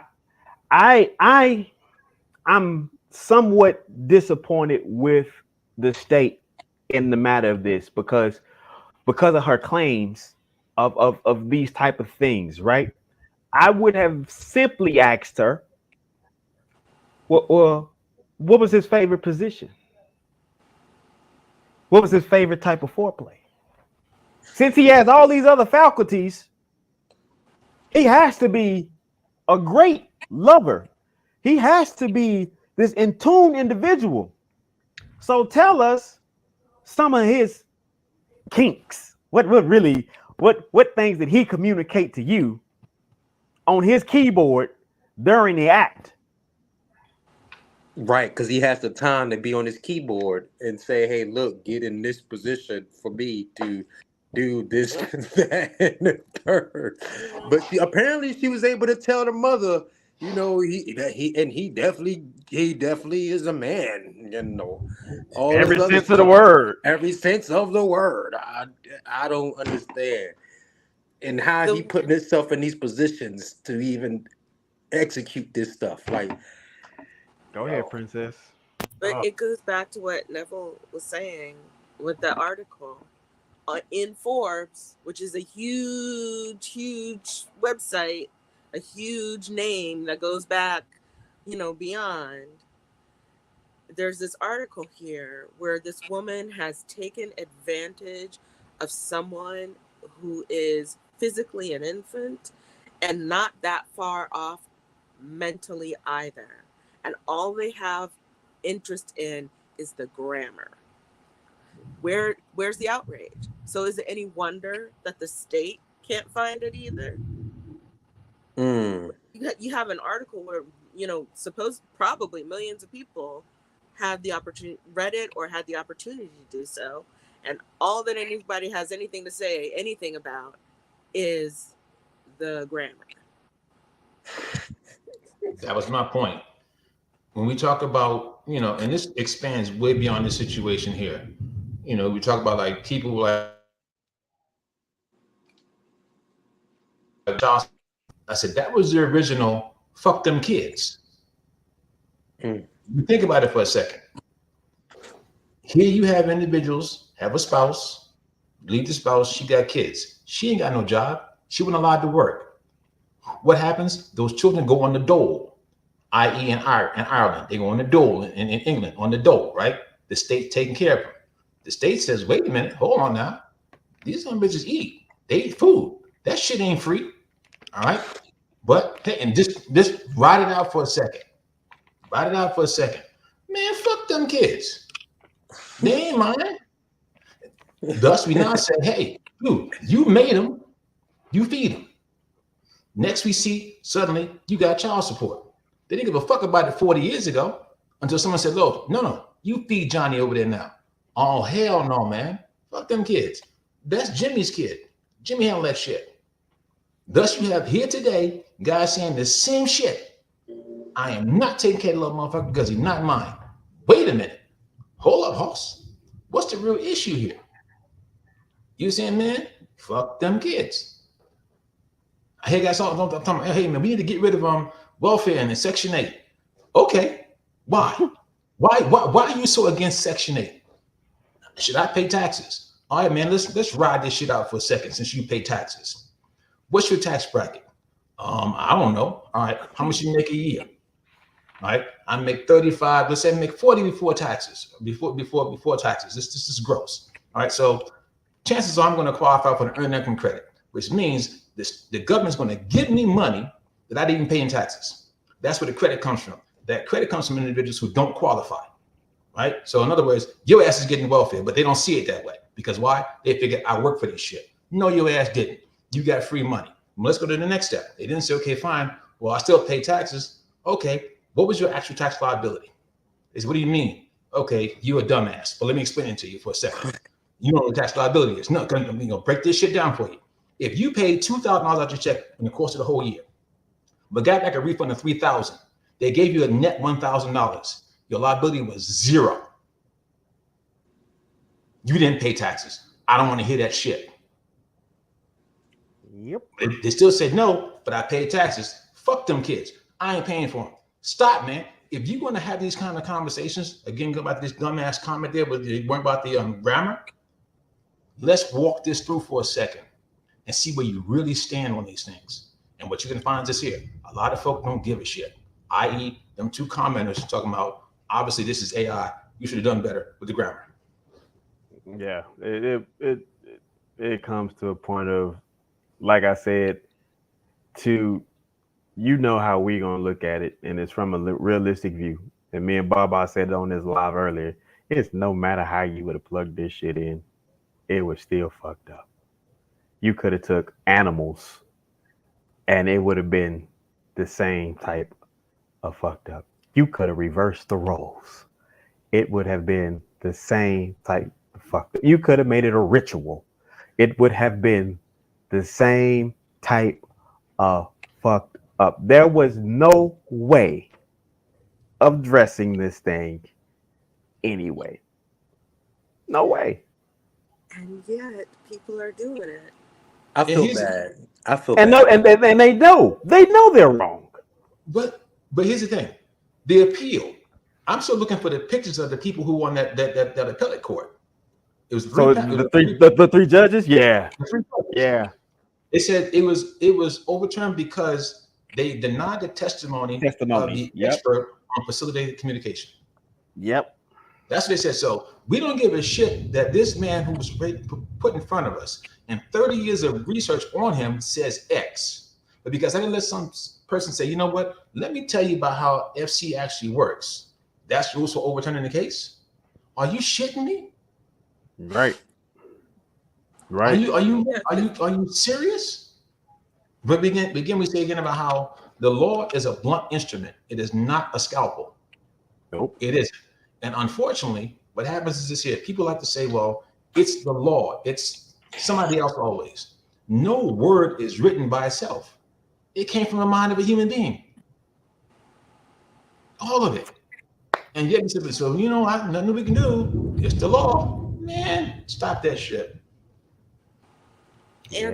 And you say D and Baba, you guys are like, yeah, it's just so wrong. No matter how you turn it, everybody here, that's how we feel. No matter how you turn it, no matter who you cast as the characters, it's so wrong. Right. But as Neville keeps bringing it back, the court doesn't say that. Which is whether those judges were all white or all black, it is a white institution. So the court doesn't say that.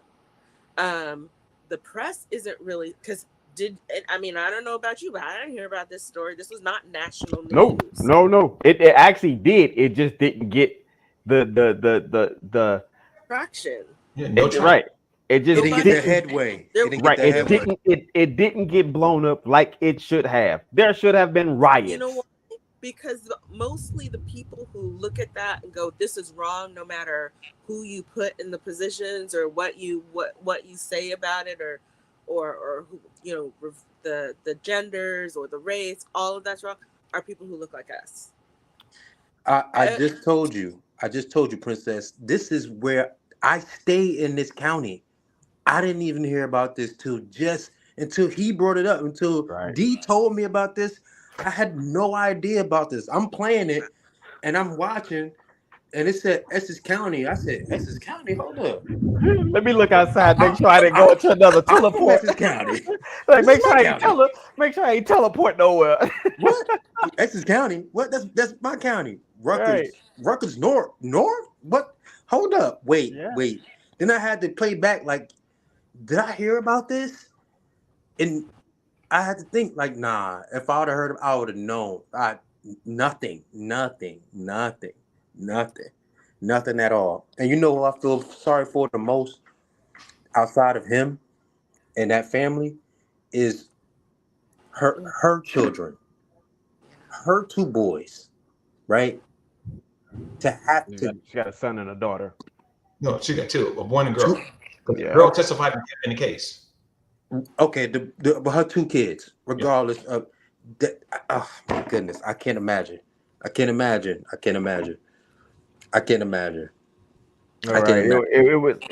was such a bizarre thing to me, and I thought about it. I was like, they talked about, and don't get me wrong, and I stand on this completely, because the triad of the Johnsons was tampered with.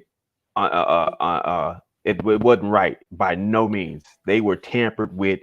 DJ directly, but you broke that triad in a way that it had never been tested before. And so, right, you got two responsible people who now are like having moments where they might be questioning not only their responsibility, that their ethics, their morals, their integrity. They're questioning their love. They're questioning their faith. They're questioning their solitude. Like, he can't do anything. We know. So mom and big brother, they palms holds their heavy heads because we fucked up. And they didn't. Now, that's just the family. Let's talk about your family. Because you had your husband and belief that, hey, I got a woman that works in academia. I'm a tuba player for an orchestra.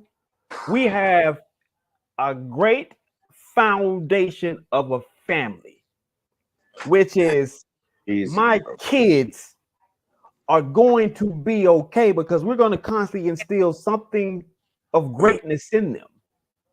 Right? They're gonna have something instilled of greatness in them because she's not a stupid woman. And like when I found out that man was a tuba player in an orchestra, I know what ranks he went through. Do people don't understand the people he beat out. Absolutely. To get in that position. To be in that position, oh my goodness. The level of skill and technique and time and oh my goodness. And all he's thinking is, I have a family. And then something came to him. I think oddly some prayer came to this man, and he to his prayer closet and said, God, I come, and I don't know all that is going on, but all I'm going to ask of you is let me walk away unscathed and be able to keep my babies. And God then said, my good and faithful servant, I got you, my boy. Have a wonderful day. Sleep well. She ruined that. Let's talk about Rutgers. Because Rutgers is not an Ivy League institute, but it's no peon. Nah, but it's up there, brother. Right. It's up there. You brought down the integrity of Rutgers. Of that institution. Yo, that's because you were the director of ethics.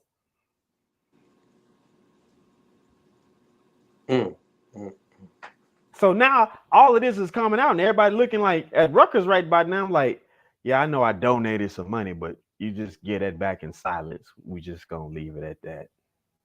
Just slide that in my envelope box. Put that in my box. Yeah, I didn't know that. I didn't know that shit ever happened. Wow.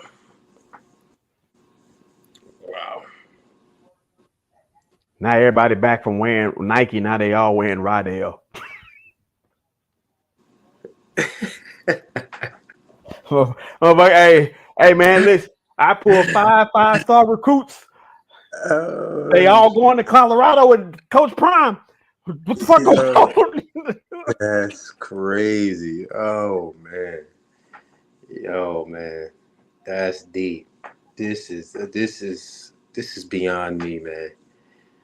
This is beyond me, man. And you know, with the after the overturning, right? And she took a plea. In her plea, she didn't really say that she agreed that she touched him with the intent for sexual gratification. That's what she says in when she goes to and she pleads in the second case because they didn't want to retry her. Right. Do you think for 1 minute, you, me, Baba, Princess, Miracek could have been talking about, yeah, let's not go do a retrial. Plead to a lesser charge, and we're gonna sweep this shit under the rug. And by the way, you ain't got to go back to jail. Yeah, and you got to go out and register as an offender either, which is another thing that makes me sick because when this shit happens, and it happens so largely, like that one chick that messed with that 15-year-old boy, good-looking chick, good-looking. She gets the cover of Maxim magazine, not once, but twice. Get a lucrative. Allegra, what's her name? I don't know that bitch name. I just know she was fine. She was like a celebrity or something. No, the regular chick. She was a school teacher. A teacher. School teacher. Married, not teacher. Turno. Yeah, she was a school teacher, and she was also married. She messed with a 15-year-old boy. She ends up on the cover of Maxim magazine. She gets in trouble, little slap on the wrist, does it again. They put her back on Maxim again. Get a podcast. She is banking. Like, this shit don't happen for men, right? Yeah. It don't happen for men, and it shouldn't happen. Except, hold up. It happens. No, it doesn't happen that way. It doesn't happen that way for men. But when it's cross-racial, it gets buried. There are a lot of times it just gets buried altogether. I think about. Well, I don't believe it was a white boy. It was a little white boy. No, she's saying like if it was not one of us, right? If it was one of them as a male, then it probably would be, Yeah. No, they don't really take it on easy on them. They parade them around like a little sick fuck too. Because if you look at it, look at they boys, they billionaire boy club. You know, look how that got broken down. Homeboy, Oprah and them homeboy. Weinstein. Weinstein. Epstein was already, he took himself out, quote unquote. But Weinstein, that boy was walking in the court. He had a pinstripe suit on. He was looking at, 2 weeks later, that nigga was sick. His motherfucker was on a walker. He had lost 100-some odd pounds. That motherfucker lost hair. All of his victims are white. Right. I was saying. Right. I think they had one Latino woman, but I guess what I'm saying is like when it is a white man and one of us, one of color, us, right? Yeah, the thing either just gets fully buried, or there's never a conversation. Well, guess what? They not getting corporate praise. They're not getting no fucking. They're not getting no lucrative deals. And damn sure ain't getting no magazine covers. Right. But could you imagine R. Kelly being out on GQ next month? And the reason why is because OJ. Oh, listen, don't get me started on the new founders with that shit. Look, I'm with you on the way that this happens, the way that the sexual abuse of boys is just not taken seriously at all. But I am saying that the sexual abuse of of Indigenous and Black girls and women is rampant. Apparently, Black women make up like 40% of the women who are trafficked. So while and most of the people who they are trafficked to are white men, right? So while you ain't got many niggas that want to be a part of no sick shit like that. So it's like this silent epidemic that's happening on a massive scale. And so while it's true that they're not getting, praise, they're also not getting caught. And I think like it's just so titillating for America. It feels like this, oh, look, it's opposite day. And it's just, and we just don't take seriously, because what men think about is being a boy and being able to have sex at a time when their bodies are like booming, right?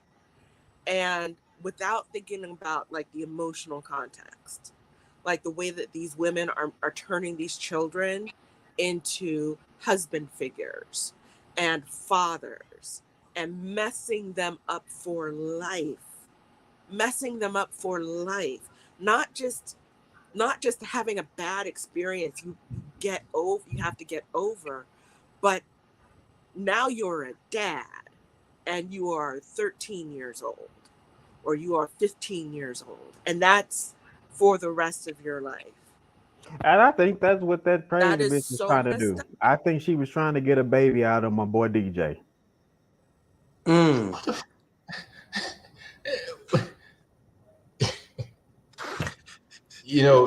wild as that shit seems, yo, you gotta be kidding me, man. I mean, think about it. You gotta be kidding me. Think about it. The consistency of how often she was taking that man to find a spot or at their house, or she was trying to get a baby out of that. She was even so much to the point that she even played the role that she was going to be the caretaker of having him at the house with her and the husband and their family. That's some crazy shit. That's insane. That's insane. That is. What is going on here, man? Yeah. Y'all speaking on something.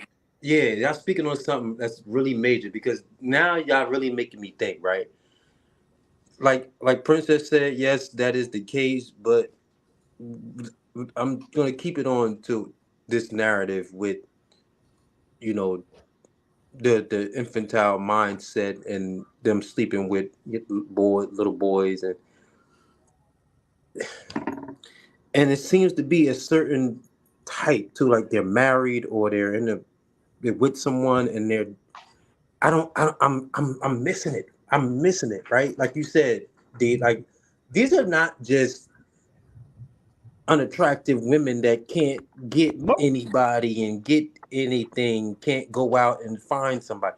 Like these are women who are fairly attractive and can get a guy, right? So what is it with you that you have to deal with a 13-year-old boy getting pregnant, grooming little boys who, I get what Princess is saying, but at that age, you're still sports, games. You see what I'm saying? You're still it's a fucked up syndrome, bro. It is, bro. Like it's just that, but it's even more fucked up that it's even coddled, right? Like I talked about this situation, and I fucking hate it when men and grown women sit up there and they take that DNA test, and that DNA test come back inconclusive that he ain't the one, and he the 13th fucking person, and she go to crying and kicking and screaming, and everybody's, oh, it's gonna be okay. No, the fuck it's not. No, it's not. No. If he's the 13th person, You can fucking hang it up. It's a wrap. But the reason no hope. False.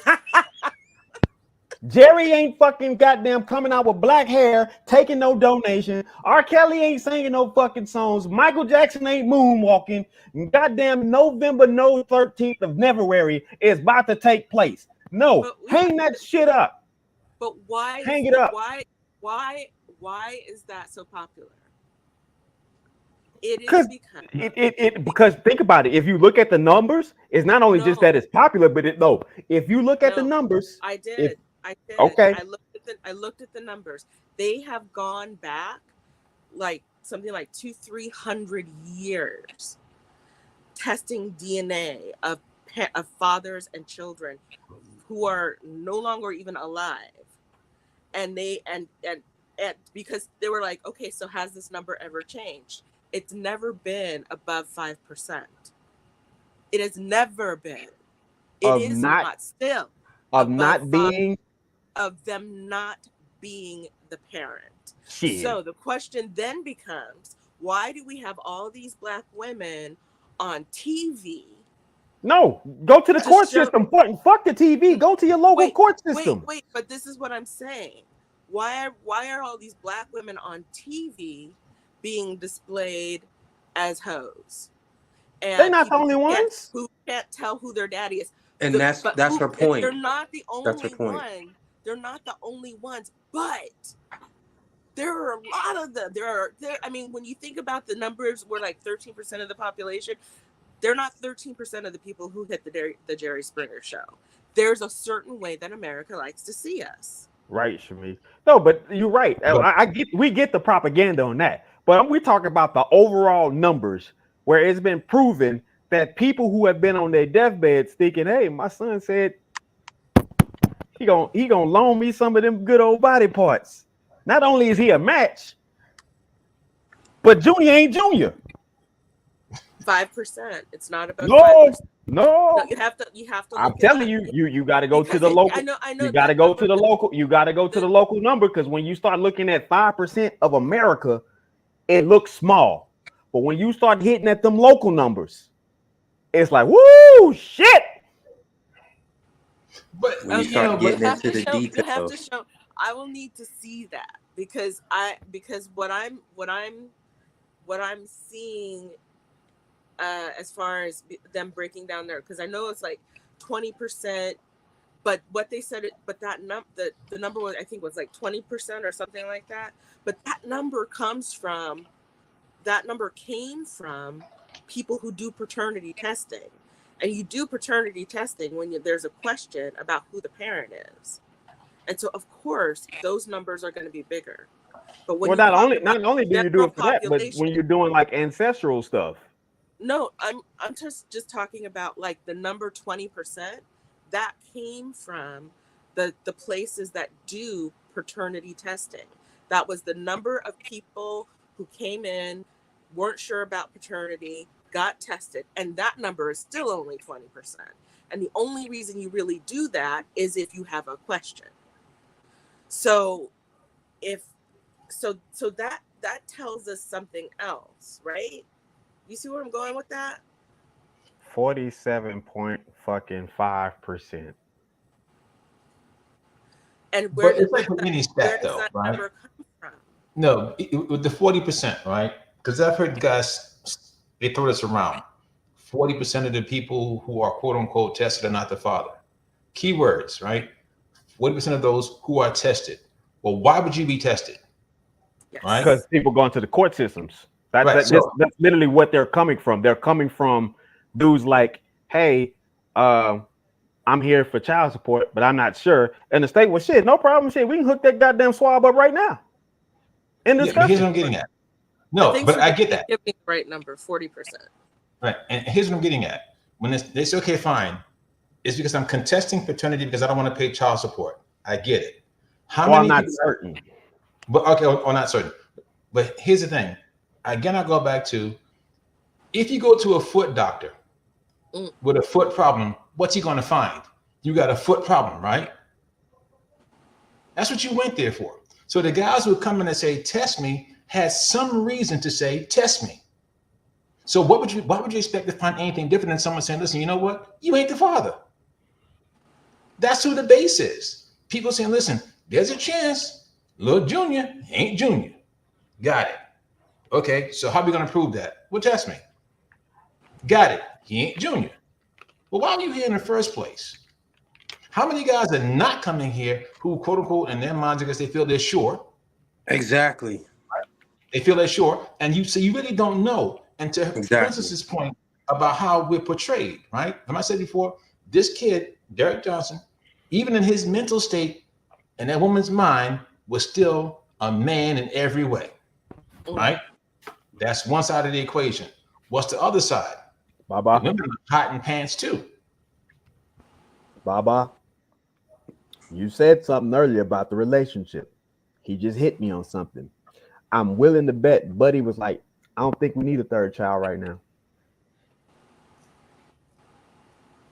That's why I said it had something to do with their relationship, that she produced something in her mind to go about it, and she was waiting for. She probably was praying too. You couldn't get John, because John was like, listen, I got my situation.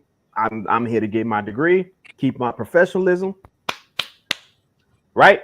Opportunity, you got your spat at home, and which is why I always said, like, I want to know certain stuff, not really, but give and take. Like, what discussions was the husband having at that point in time? Because it is relevant to the situation, right? Absolutely. She never wanted John. She never wanted John. She never wanted John. No, it's not that she didn't want him. She couldn't get him. It is that she didn't want him. She couldn't get him. She didn't want him either. No. I'm going with Princess on that. Let's take that. She didn't want him, but at the same time, more than anything, most people don't want shit they can't get when it's right there in front of them anyway. No, that's not true. True. A lot of people want stuff that they can't. No. You can't. But you want a Lamborghini, right? But the reason what I'm saying to you is, you want a Lamborghini, right? You know you can't get it, but you want it, right? But when it's right there in front of you consistently, and and fuck it, it's just fuck it, it's a car, right? It's one thing when you see one in passing, like, damn, I sure enough want one. But when you see it consistently, John was a student, which means 3/4 out of a year, she got to know John. John presented something that was, I can't get this one. I can't get this one. He too much like the one I already got. As in what? That damn access is cut off. He capable. He understands. He's cognitive. He ain't no easy win. And so I just can't handle him how I want to. Boom. That was it. So that was the point. That was it. And that was it. Didn't want John. Because she couldn't control the narrative, right? With him, she can control the narrative. She can control the situations, the circumstances, because he can't talk, right? I'm the one that's manipulating what he's saying and what he can't say, right?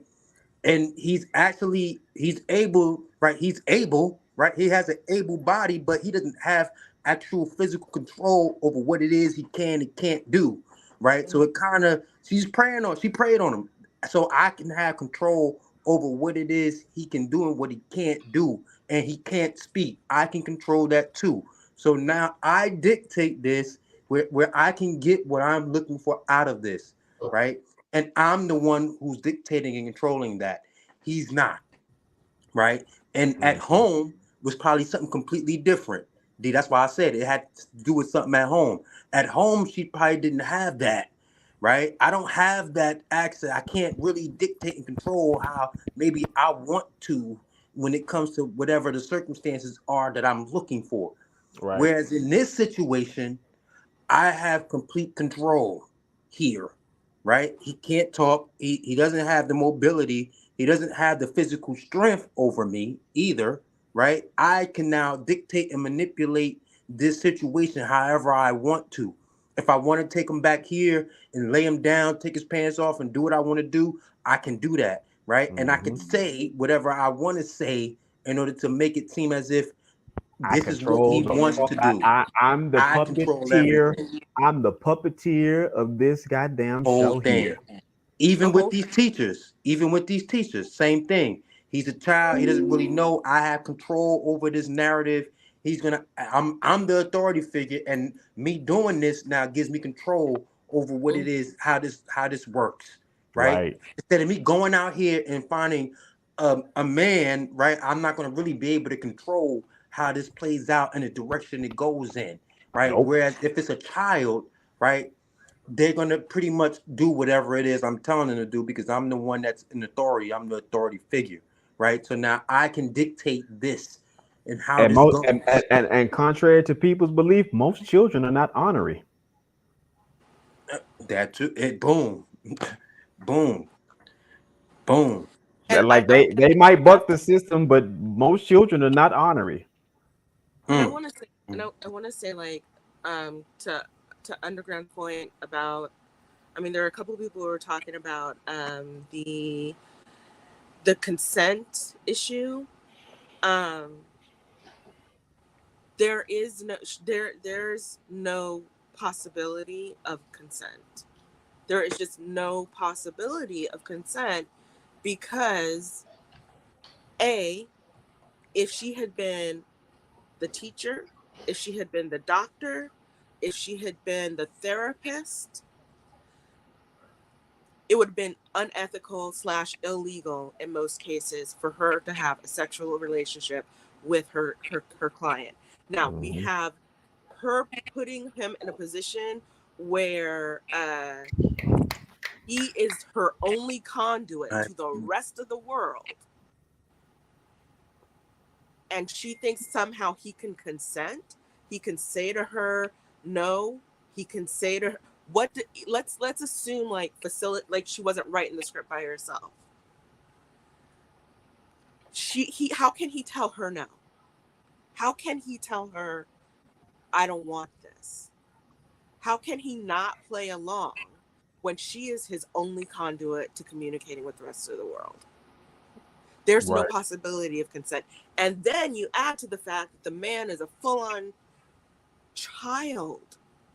And she looked at this helpless person and said, that is what I'm going to take that. So listen, there will be another discussion because this is not over. It is so far from over because I've seen a few people touched on it and I'm like, no, damn it, you ain't doing enough. You got to run this shit into the ground. You don't let Marjorie's ass off the hook for shit. You keep her on the hook and you parade her around. We should be walking down every town hall ringing the bell. Shame, shame, shame. We should be ringing the shit out of that bell. You should not be so comfortable that you can be back in society and think you can have a wayward way and just tell your side of the story. No, we should have been hearing that shit from you in fucking overalls. We should have seen your criminal element, which you very much put out there for us to view you in. Marjorie Ann Stubblefield, you manipulative son of a bitch, you. That should be, bullshit. I would have popped you in your damn eye if I was around you. Ain't no way in hell you sit up here and tell me, a grown man who has been incapacitated by nature, that he cannot operate in a functionality way.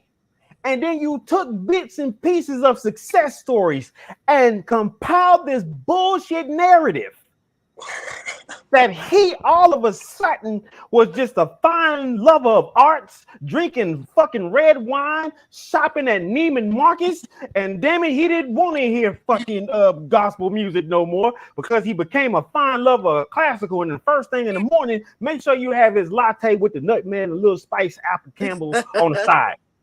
But by all means, don't forget to take off his diaper before you do it. Oh my goodness, man. I ain't letting that bitch off the hook yet. I'm sorry, y'all. I apologize. I just got listen. I just can't play around with stupidity with people who are highly fucking intelligent. Like my sister said, her IQ missed her EQ without question. So any last words, because I got an emergency to go take care of. Somebody just didn't do their shit.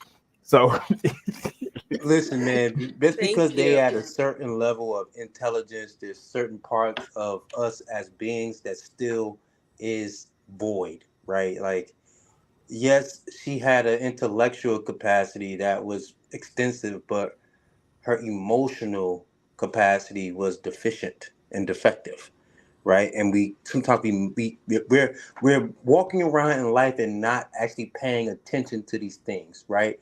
This person might be intellectually coherent, right? And they can do these things, but internally, in certain parts of themselves, internally, whether it's emotionally or spiritually, they are defective and malfunctioning, right? And deficient, right? And we're missing these aspects of our lives, not just with her, just in general, just out hold here. on, Baba, real quick. Let me ask y'all a question, real quick.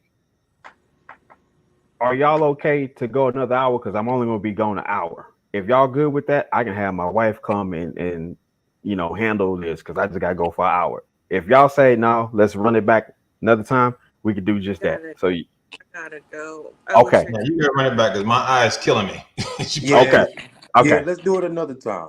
All right. So, but I just wanted to say that. Listen, just because they're here don't mean that everybody's full. Like, we're not full here. Some Right. of us still are lacking in certain parts of who we are. That's it. That's all I'm saying. Right. That's unfortunate, Underground. That happens far too often for shit that ain't even. Listen, don't even get me started, because one of my good friends and bowling teammates is actually a first cousin to Emmett Till. Wow. And they invite me to festivals every year, and I have yet to make one. But I promise myself, I say before it's all said and done, I'm going to at least one of those events. And this is the shit I'm talking about. You know she's dead wrong, right?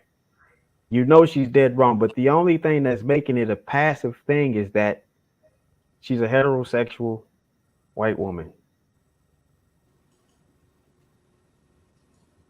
They make the rules, man.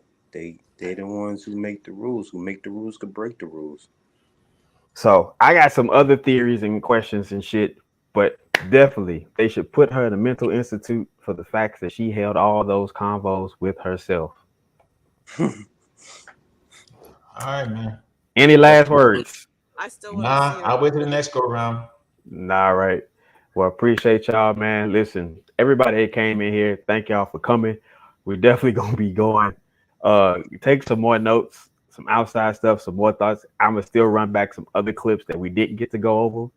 But damn it to hell, Marjorie, I ain't letting your ass off the hook. You got to get paraded by this shame patrol. I'm sorry. Like, I'm not saying I'm perfect or I'm all that, but this shit should not have just gone by so swiftly and so unannounced. This shit should have been a memory up there with 9/11, the Oklahoma bombing, all that shit, all the catastrophic shit that took place, the R. Kelly case, all that. It should have been right up there. There should have been a segment where DJ was surviving your ass. Wow. That 1 hour and 40 minutes. Right. That 1 hour and 40 minutes, you should have been able to get your ass drugged. Oh my goodness. All right. Damn. And I digress. Good night, y'all. Thank you so much, D. Thank you, everybody. No problem. Hey, anybody that's here, yo, make sure y'all subscribe to the network, TMAX_network, yo, on YouTube. You can connect with us on all social media, TMAX_network. We'd gladly love to have y'all at any point in time. If you're looking to be a panelist, just want to be a sponsor, make a suggestion, go ahead and email us at tmaxnetworkllc@gmail.com. You're definitely going to get a response. May not be the one you want, but somebody will respond to you. So until next time, ladies and gentlemen, listen, come back. You know, I'm going to go live, but I'm going to save this particular segment for next Sunday. And yeah, hopefully we can conclude there, because this shit, I ain't letting it go. I'm sorry. That just ain't going to work for me. So until next time, my brother Shadow Too Real, We'll I live in they wanted the king since I fit the description. They tried to dethrone me, but I'm in position. I'll show you the wrath of a god from Olympus. You spoke on my name, bro. I thought we was different. Couldn't tie your own shoes. Guess that's why you still tripping. That bitch wasn't loyal. Guess karma's your mistress. It's hoes over bros. Guess you made your decision. That rat in my family ain't talking about splinter. I hope that you feel every verse I deliver. Cause hell done froze over. You think it was winter. If you thought for a second I wasn't gonna come get you. I think the Almighty made me in his image, dominion and power protected. My children call angels beside me. Now I'm in command. Enlightenment all in the palm of my hand. This ain't what you pictured. I wasn't supposed to make